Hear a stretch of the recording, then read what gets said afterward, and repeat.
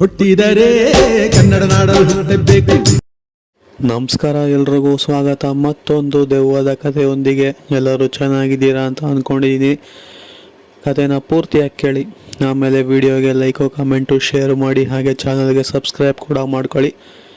ಈ ಕಥೆ ಆಗಿರೋದು ಬಂದ್ಬಿಟ್ಟು ಮುತ್ತೂರು. ಈ ಒಂದು ಊರು ಇರುವುದು ಬಂದ್ಬಿಟ್ಟು ಜಮಖಂಡಿ ಹತ್ರ. ಈ ಒಂದು ಊರು ನಿಮ್ಗೆಲ್ರಿಗೂ ಗೊತ್ತೇ ಇರುತ್ತೆ. ಗೊತ್ತಿಲ್ಲ ಅಥವಾ ಆ ಕಡೆ ಜಮಖಂಡಿಯವರು ಆ ಮುತ್ತೂರಲ್ಲಿ ಯಾರ್ಯಾರು ವಾಸವಾಗಿದ್ದೀರಲ್ಲ ಅವರೇನಾದರೂ ಈ ವಿಡಿಯೋ ನೋಡ್ತಿದ್ರೆ ಈ ಇನ್ಸಿಡೆಂಟ್ಗಳು ನಿಜನಾ ಅಥವಾ ಸುಳ್ಳ ಅಂತ ಹೇಳಿ ನಮಗೆ ಕಾಮೆಂಟ್ ಮುಖಾಂತರ ತಿಳಿಸ್ಕೊಡ್ಬೋದು.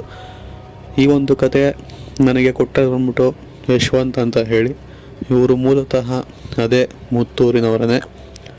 ಅಂದರೆ ಇವರ ತಮ್ಮ, ಹಾಗೆ ಇವರ ಅಪ್ಪ ಅಮ್ಮ, ಜೊತೆಗೆ ಒಬ್ಬರು ತಂಗಿ, ಒಬ್ಬರು ತಾತ. ಸೊ ಇಷ್ಟು ಜನ ಇವರ ಮನೆಯಲ್ಲಿ ಇರುವಂಥದ್ದು. ಅಂದರೆ ಒಂದು 6 ಜನ ಇರ್ಬೋದೇನೋ. ಈ 6 ಜನ ಹೀಗೆ ಒಂದು ಕಡೆ ಕಾರಲ್ಲಿ, ಅಂದರೆ ಅವ್ರದ್ದೇ ಸ್ವಂತ ಕಾರಲ್ಲಿ ಟ್ರಿಪ್ಗೆ ಹೋದಾಗ ಆದಂತಹ ಒಂದು ಘಟನೆ. ಅಂದರೆ ಇವರು ಕೂಡ ಮೂಲತಃ ಮುತ್ತೂರಿನವರೇ. ಅದೇ ಮುತ್ತೂರು, ಇವರು ಅದೇ ಊರಿನವರಾಗಿ ಆ ಊರನ್ನ ಆಚೆ ಬಿಟ್ಟು ಬರೋ ಆದಂತಹ ಒಂದು ಘಟನೆ ಅಂತಲೇ ಹೇಳಿರೋವಂಥದ್ದು.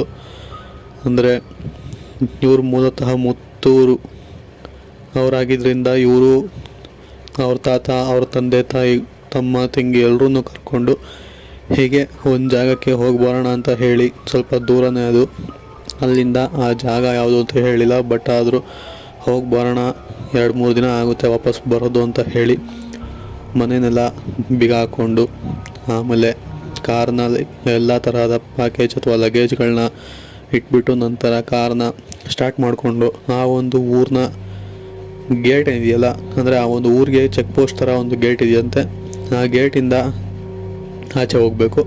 ಸೊ ಇವರು ಸಹ ಆ ಗೇಟ್ನ ಹತ್ರ ಬಂದು ಗೇಟ್ನ ತೆಗೆಸಿ ಅಲ್ಲಿಂದ ಹೊರಟಿರೋ ಅಂಥದ್ದು. ಅಂದರೆ ಈ ಹಿಂದೆ ಯಾವುದೇ ಥರ ಇನ್ಸಿಡೆಂಟ್ ಇವ್ರಿಗೆ ಮೊದಲೇ ಆಗಿರಲಿಲ್ಲ, ಬಟ್ ಇದು ಇವ್ರ ಲೈಫಲ್ಲೇ ಫಸ್ಟ್ ಟೈಮ್ ಅಂತೆ. ಹೀಗೆ ಒಂದು ಸ್ವಲ್ಪ ದೂರ ಕಾರ್ನ ಓಡಿಸ್ಕೊಂಡು ಹೋಗಬೇಕಾದ್ರೆ, ಆ್ಯಕ್ಚುಲಿ ಇವ್ರು ತೊಗೊಂಡು ಹೋಗ್ತಿದ್ದಂಥ ಕಾರ್ ಬಂದ್ಬಿಟ್ಟು ಅರ್ಟಿಗಾ ಅಂತ ಹೇಳಿರೋವಂಥದ್ದು.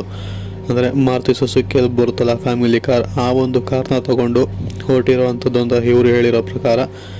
ಸೊ ತಗೊಂಡು ಹೋಗ್ತಾ ಇರ್ಬೇಕಾದ್ರೆ ಹೀಗೆ ಚೆಕ್ ಪೋಸ್ಟ್ನ ದಾಟಿ ಒಂದು ಸ್ವಲ್ಪ ದೂರ ಹೋಗಿದ ತಕ್ಷಣ ಅವ್ರಿಗೆ ಯಾವುದೋ ಒಂದು ಹೆಂಗಸು ಡ್ರಾಪ್ನ ಕೇಳ್ತಾರಂತೆ.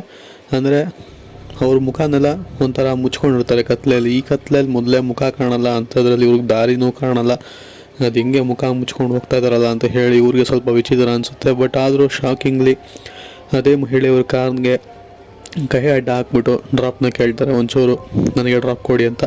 ಇವ್ರು ಮೊದಲೇ 6 ಜನ ಇದ್ರಲ್ಲ, ಸೊ ಒಂದೇ ಒಂದು ಮಹಿಳೆ ಬೇರೆ ಅಂತ ಹೇಳಿ ಅವರ ಅಪ್ಪ ಅಮ್ಮ ಇಬ್ಬರು ಕೂಡ ಇವ್ರಿಗೆ ಒತ್ತಾಯ ಮಾಡಿ ಕಾರ್ ಒಳಗಡೆ ಆ ಒಂದು ಮಹಿಳೆನ ಹತ್ತಿಸ್ಕೊತಾರೆ.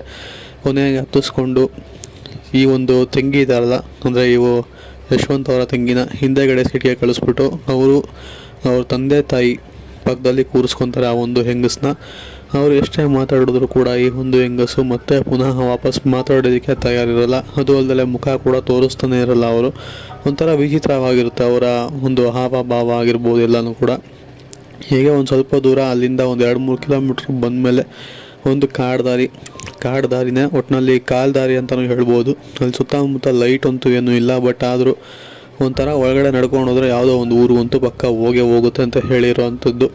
ಸೊ ಆ ಒಂದು ಊರಿಗೆ ಹೋಗಬೇಕು ಅಂತ ಹೇಳಿ ಆ ವೇಳೆ ಅಲ್ಲೇ ನಾನು ಇಳ್ಕೊತೀನಿ ಅಂತ ಹೇಳಿ ಕಾರಿಂದ ಹೇಳ್ಕೊತಾರೆ.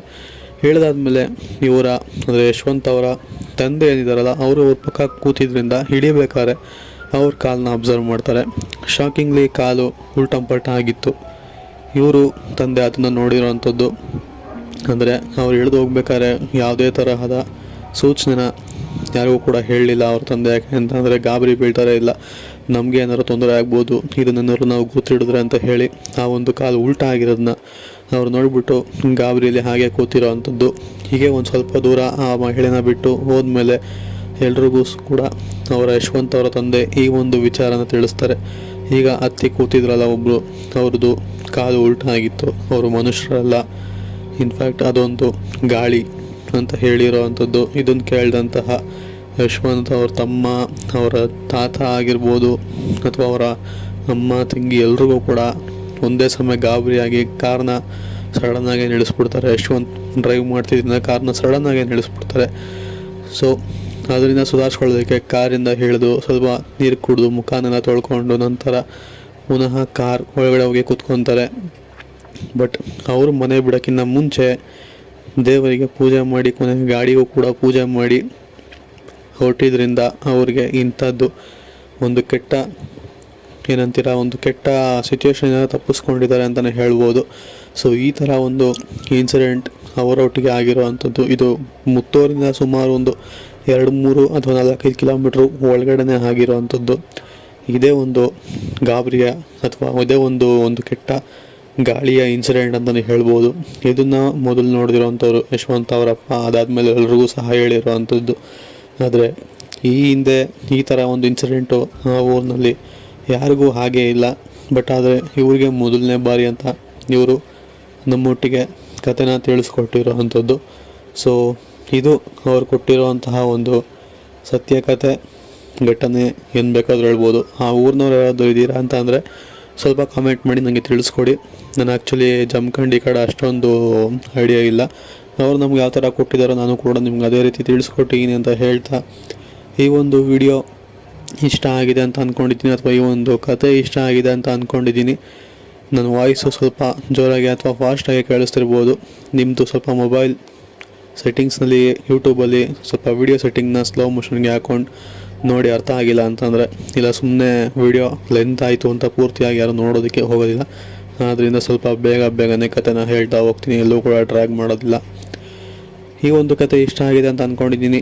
ಇಷ್ಟ ಆಗಿದರೆ ಲೈಕ್ ಮಾಡಿ, ಶೇರ್ ಮಾಡಿ, ಕಾಮೆಂಟ್ ಮಾಡಿ, ಹಾಗೆ ಚಾನಲ್ಗೆ ಸಬ್ಸ್ಕ್ರೈಬ್ ಕೂಡ ಮಾಡ್ಕೊಳ್ಳಿ. ಸಿಗೋಣ ಮತ್ತೊಂದು ಕಥೆಯೊಂದಿಗೆ. ಅಲ್ಲಿವರೆಗೂ take care, good bye friends.